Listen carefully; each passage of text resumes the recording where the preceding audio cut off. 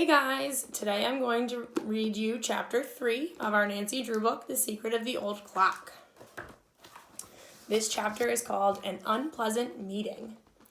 What are your plans for this morning, Nancy? Her father asked at the breakfast table. I thought I'd do a little shopping, she replied. Her eyes twinkled. There's a dance coming up at the country club and I'd like to get a new dress. Then will you phone me about lunch? Or better still, how about eating with me, whether Mr. Roseland comes or not? I'll be there, Nancy declared gaily. All right, drop in at my office about 12:30. If Mr. Roseland does accept my invitation, we'll try to find out something about Josiah Crowley's wills. Mr. Drew pushed back his chair. I must hurry now, or I'll be late getting downtown. After her father had left, Nancy finished her breakfast, then went to the kitchen to help Hannah Gruen, who had already left the table. Any errands for me? Nancy asked. Yes, dear, here's a list, the housekeeper replied, and good luck with your detective work. Hannah Gruen gazed at the girl affectionately, and several thoughts raced through her mind. In school, Nancy had been very popular and had made many friends, but through no fault of her own, she had made two enemies, Ada and Isabel Tompum. This worried Hannah. The sisters were intensely jealous of Nancy and had tried to discredit her positions that she had held in school. But loyal friends had always sprung to Nancy's defense. As a result, Ada and Isabel had become more unpleasant than ever to Nancy. Thanks for your encouragement, she said to Hannah a little later, giving her a hug. Whatever you do, Nancy, beware of those Tompum sisters. They'd be only too happy to make things difficult for you. I promised to be on my guard. Before leaving the house, Nancy phoned the Tailors. She was glad to hear that Judy had suffered no ill effects from her fall, but she was still disappointed that the police had found no clue to the thieves who had stolen the silverware. Please let me know if you learn anything, Nancy said, and Edna promised to do so. Becomingly dressed in a tan cotton suit, Nancy set off in her convertible for the shopping district. She drove down to the boulevard and upon reaching the more congested streets, made her way skillfully through the heavy traffic, then pulled into a parking lot. I think I'll try Tailors department store first for a dress, she decided. Tailors was one of River Heights' finest stores. Nancy purchased several items for Hannah on the main floor, then went directly to the Mrs. Wearing apparel section on the second floor. Usually, Nancy had no trouble finding a sales clerk, but this particular morning seemed to be an especially busy one in the department, and an extra rush of customers had temporarily overwhelmed the sales force. Nancy sat down in a convenient chair to await her turn. Her thoughts wandered to the Turner sisters and little Judy. Would she be able to help them? She was suddenly brought out of her reverie by loud-voiced complaints. We've been standing here nearly 10 minutes, a shrill voice declared. Send a saleswoman to us immediately. Nancy turned to see Ada and Isabel Tompum speaking to the floor manager. I'm afraid I can't, the man replied regretfully. There are a number of others ahead of you. All our salespeople are. Perhaps you don't know who we are, Ada interrupted rudely. Indeed I do, the floor manager told her wearily. I will have a saleswoman here in a few moments, but if you will only wait, we're not accustomed to waiting, Isabel Tompum told him icily. Such service, Ada chimed in. Do you realize that my father owns considerable stock in Tailors? If we report your conduct to him, he could have you discharged. I'm sorry, the harassed man apologized, but it's a rule of the store. You must wait your turn. Ada tossed her head and her eyes flashed angrily. This did nothing to improve her looks. In spite of the expensive clothes she wore, Ada was not attractive. She was very thin and sallow, with an expression of petulance. Now that her face was distorted with anger, she was almost ugly. Isabel, the pride of the Topham family, was rather pretty, but her face lacked character. She had acquired an artfully elegant manner of speaking, which, although irritating, was sometimes amusing. It was her mother's ambition that Isabel marry into a socially prominent family. I pity any future husband of hers, Nancy thought with a chuckle. Suddenly, Ada and Isabel saw Nancy, who nodded a greeting. Isabel coldly returned the nod, but Ada gave no incantation that she had even noticed Nancy. At that moment, a saleswoman hurried toward the Topham sisters. At once they began to shower abuse upon the young lady for her failure to wait on them sooner. "What is it you wish to look at, Miss Topham?" the clerk said, flushing. "Evening dresses." The saleswoman brought out several dresses. Nancy watched closely as the Tophams, in an unpleasant frame of mind, tossed aside beautiful models with scarcely a second glance. They found fault with every garment. "This is a very chic gown," the saleswoman told them hopefully as she displayed a particularly attractive dress of lace and chiffon.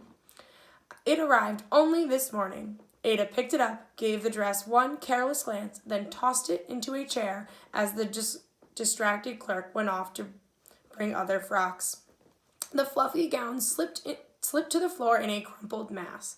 To Nancy's horror, Ada stepped on it and turned to examine another dress. In disgust, Nancy went to pick it up. "Leave that alone," Ada cried out, her eyes blazing. "Nobody asked for your help." "Are you buying this?" Nancy asked evenly. "It is none of your business." As Nancy continued to hold the dress, Ada, in a rage, snatched it from her hands, causing a long tear in the chiffon skirt. "Oh!" Isabel cried out. "Now you've done it. We better get out of here, Ada." "And why?" her haughty sister strilled. "It was Nancy Drew's fault. She's always making trouble." "It was not my fault," Nancy said. "Come on, Ada," Isabel urged, "before that clerk gets back." Reluctantly, Ada followed Isabel out of the department, and they rushed toward a waiting elevator. Nancy gazed after them. At this moment, the saleswoman reappeared with an armful of lovely frocks. She stared in bewilderment at the torn dress. "Where did my customers go?" she asked Nancy worriedly. Nancy pointed toward the elevator, but made no comment. Instead, she said, "I'm looking for an evening dress myself. This torn one is very pretty. Do you think it could be mended?" "Oh, I don't know," the woebegone clerk wailed. I'll probably be held responsible, and I can't afford to pay for the dress." "I'm sure Tailors wouldn't ask you to do that," Nancy said kindly. "If there's any trouble, I'll speak to the manager myself. What usually happens is that such a dress is greatly reduced." "Thank you," the clerk replied. "I'll call Miss Reed, the fitter, and see what can be done." "First, let me try on the dress," Nancy said, smiling. They found a vacant fitting room, and Nancy took off her suit and blouse. Then she slipped the lovely pale blue dance creation over her head, and the saleswoman zipped it up. "It's darling on you," she said enthusiastically. Nancy grinned. "I kind of like myself in it," she said. "Please call the fitter now." Presently, Miss Reed, a gray-haired woman, appeared. Within seconds, she had made a change in an overlap of the chiffon skirt. The tear was no longer visible, and the style of the dress was actually improved. "I told our manager what happened," said the saleswoman. "If you want the dress, he will reduce the price by 50%. "How wonderful," Nancy explained, laughing. She said, "That price will fit into my budget nicely. I'll take the dress. Please send it." She gave her name and address. To herself, she added, "Ada Tompin did me a favor. But if she ever finds out what happened, she'll certainly be burned up." Nancy suppressed a giggle. "It's been a real pleasure waiting on you, Miss Drew," the saleswoman said after Miss Reed left and Nancy was putting on her suit. "But how I dread to see those Topham sisters come in here. They're so reasonable, and they'll be even worse when they get Josiah Crowley's money." The woman lowered her voice.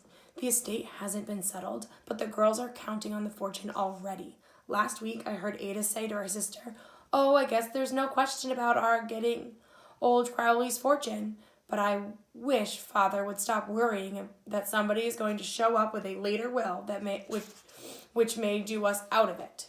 Nancy was too discreet to engage in gossip with the saleswoman, but she was interested and excited about the information. The fact that Mr. Topham was disturbed indicated to her that he too suspected that Josiah Crowley had made a second will. The conversation reminded Nancy of her date.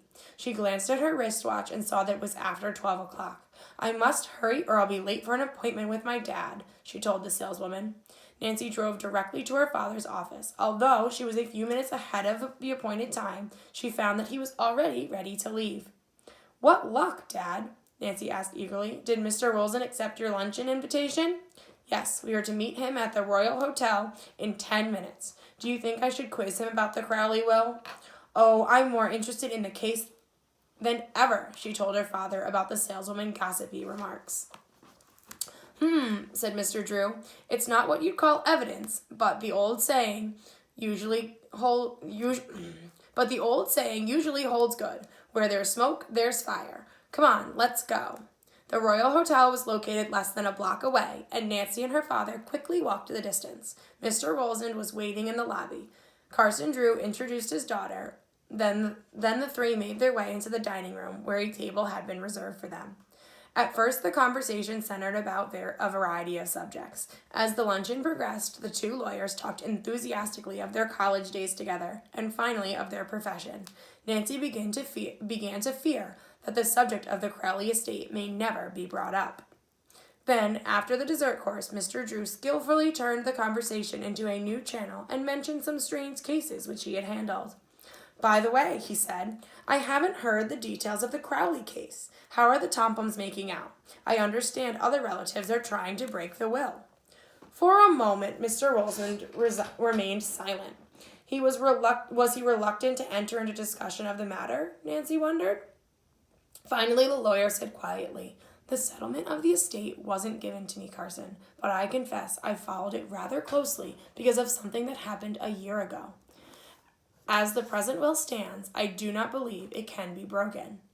Then the Tompums fall heir to the entire estate? Mr. Drew commented. Yes, unless a more recent will is uncovered. Another will? Carson inquired innocently. Then you believe that Crowley made a second one? Mr. Rolsand hesitated, as though uncertain whether or not he should divulge any further information. Then, with a quick glance about, he lowered his voice and said, Of course, this is strictly confidential. And that's the end of the chapter.